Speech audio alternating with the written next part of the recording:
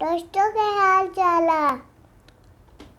अस्सलाम वालेकुम दोस्तों, क्या हाल चाल है?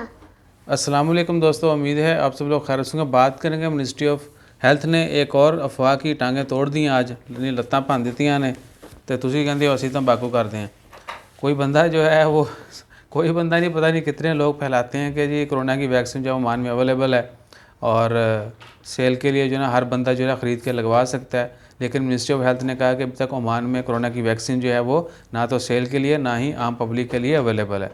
सो जैसे ही अनाउंसमेंट की जाएगी ऑफिशियली, मिनिस्ट्री जो है अपनी वेबसाइट के ऊपर भी अनाउंस करेगी, ट्विटर हैंडल के ऊपर भी पब्लिश किया जाएगा और देकर सोशल मीडिया प्लेटफॉर्म न्यूज़पेपर पे भी पब्लिश कर दिया जाएगा। यानी अभी तक ओमान में कोरोना की वैक्सीन ख़रीदने के लिए अवेलेबल नहीं है, ना ही आम पब्लिक को लगाने के लिए अवेलेबल है। सिर्फ सिलेक्टेड जो ग्रुप्स हैं, सिलेक्टेड और यानी सिलेक्टेड टारगेटेड जो लोग हैं, जो ग्रुप्स हैं लाइक इनकी सिक्योरिटी डिपार्टमेंट, उसके अलावा फ्रंट एंड वर्कर, उसके अलावा है क्या कहते हैं कि हेल्थ स्टाफ जितना भी है वो भी ज़ाहिर फ्रंट एंड वर्कर्स में ही आता है।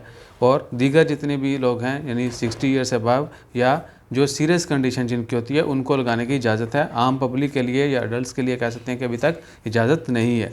जैसे कोई ऑफिशियल न्यूज़ आती है तो ईसा जो है दोबारा से आके अनाउंसमेंट कर देगा। अपना ख्याल रखिए और हमारा ख्याल रखने के लिए लाइक शेयर सब्सक्राइब कीजिए। जज़ाकल्लाह, अल्लाह हाफिज़।